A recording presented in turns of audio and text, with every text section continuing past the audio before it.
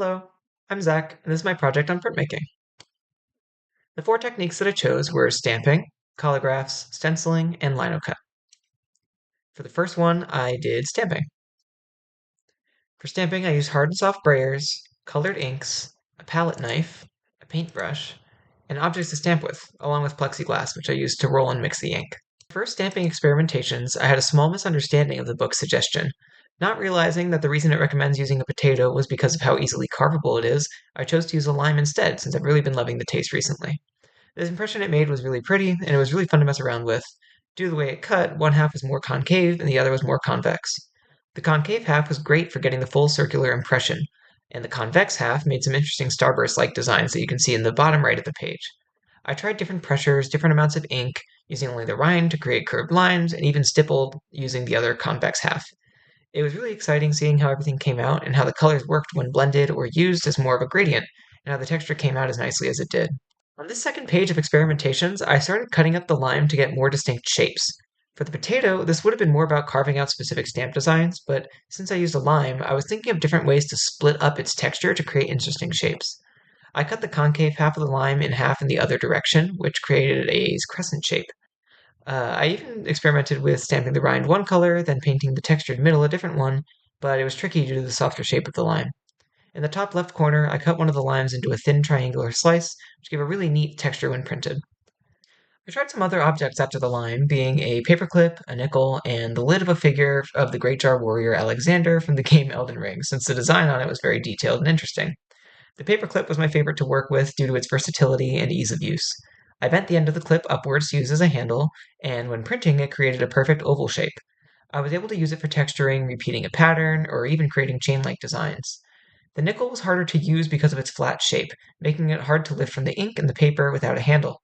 I wasn't able to get a good print of the design of the nickel itself either, but it did create a nice textured circle, and using the outer edge of the nickel created a somewhat interesting zigzag pattern. As for Alexander's lid, I tried many times to get the Erd Tree seal design on it to print, but the outer rings of the lid stuck too far out to get any high quality impression. As the final part of my stamp experiments, I created my own using cut foam on wood.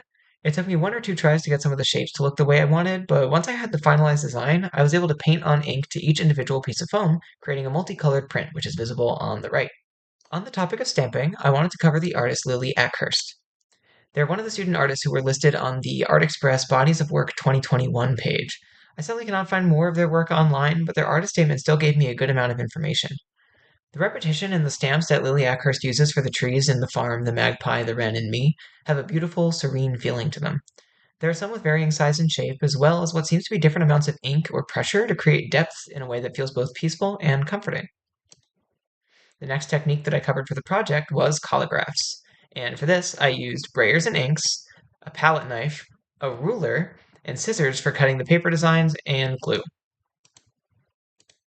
My two experimentations for collagraph printing were very different, but also very exciting to make. I found some various interestingly textured materials in my family's garage and cut them up to glue to the other side of the wood block that I used for my stamp. The result when printing it was a hexagonal design with a gritty texture. I found that pressing more on certain sides of the collagraph emphasized that side, allowing me to use the corrugated cardboard parts on their own in the rings of texture around the central design. For the second, I used dried glue for the design, and this was not just a fun process, but also one that I can easily see myself teaching in a classroom, thanks to how accessible the materials are for young artists. For this technique, I painted a design on my paper using glue and waited for it to dry overnight.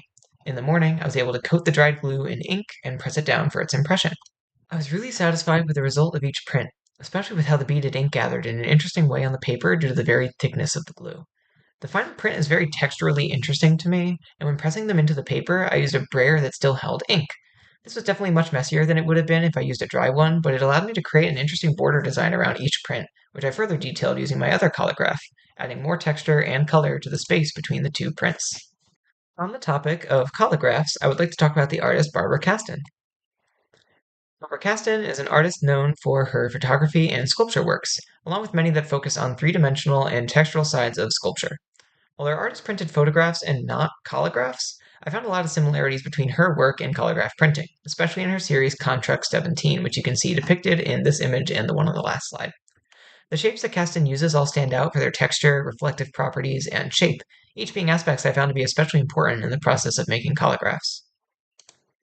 The third technique that I covered was stenciling.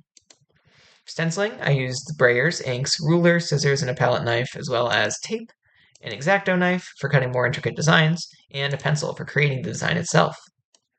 When experimenting with stenciling, I may have went a little further than I should have without the experience required. Around this time, I was thinking about the possibility of using stencils or lino-cut prints to create a handmade and hand-printed trading card game. I was very excited about this and wanted to give it a shot with the stenciling technique. This first concept for the game's cards required many thin parts in the stencil design, which proved to be difficult to cut and fragile, even when using a strong type of paper. This difficulty led to a few mistakes in my progress, the most major of which being when the main part of the design ripped off, which is going to be a huge struggle for me to fix. I kept pushing through with the project, however, and once the stencil was fully cut out, I taped the ripped pieces back on. I then taped the stencil down before rolling the brayer over it to get the color down on the paper, but even that didn't stop parts of the stencil from shifting and coming off the paper during the printing process. The cutting process for this technique took a long time, and with the size of this project and the limited time that I had, I didn't have the ability to try again from scratch. But I've learned so much from my mistakes that I made here, and next time I attempt a stencil print, I will make sure to use even tougher paper and create a design with its structural strength in mind. I touched up the piece after it all dried, but even with that, it's definitely rough around the edges. My mistakes with this experiment just give me more motivation to come back to it later when I get the chance, since I learned as much as I did from them. As for the card game idea, I've spent more time thinking about how to accomplish it, and while my Linocut experimentation didn't end up focusing on it, I know for sure that I'm going to go forward with it when I have the free time to do it. And for the last technique that I covered, I did Linocut printing.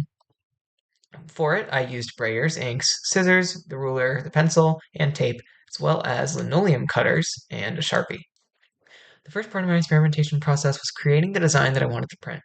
I was really excited about linocut printing since they were always the ones that I found the most interesting when looking at other printmaking artists' work.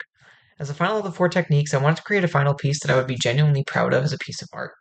For the design, I wanted to create a tarot card based on one of my favorite characters, Testament, from the Guilty Gear series.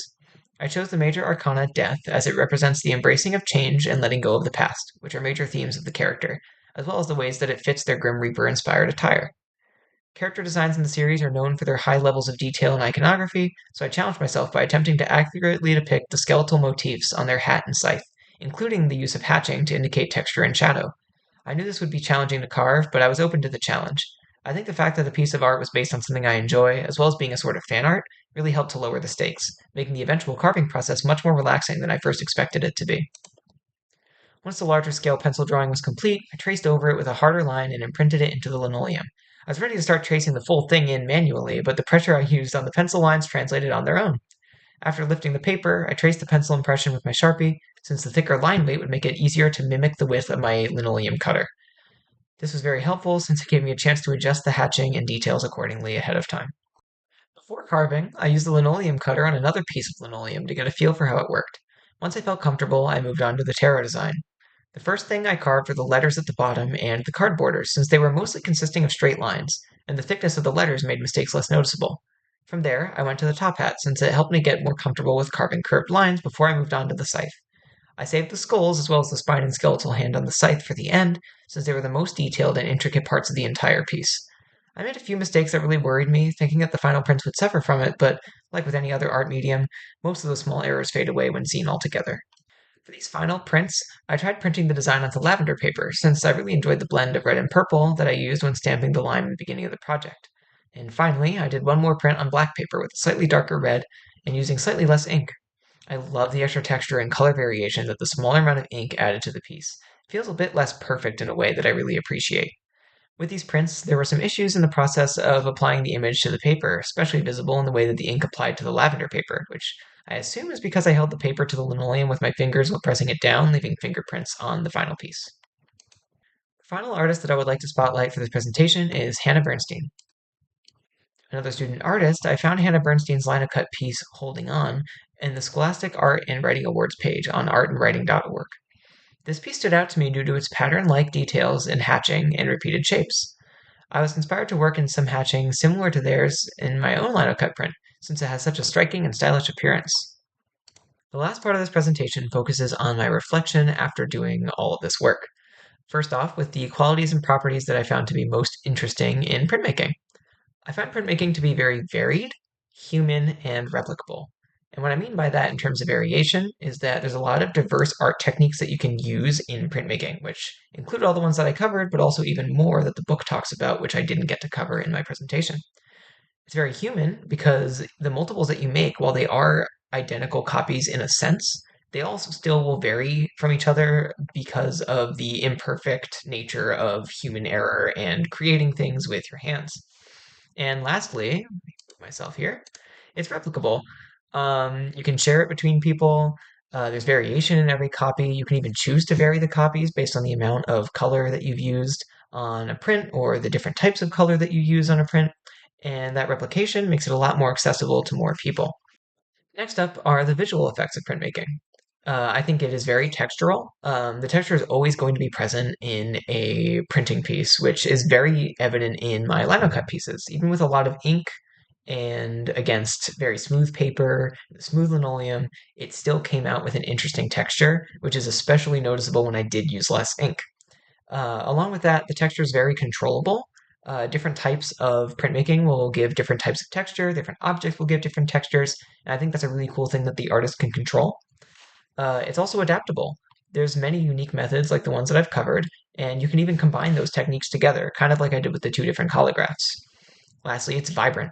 The feeling of putting the paper to the print and taking it off and seeing the color show up as vibrantly as it does is very rewarding, and I think just has a very distinct feeling to it that is very easy to capture in printmaking.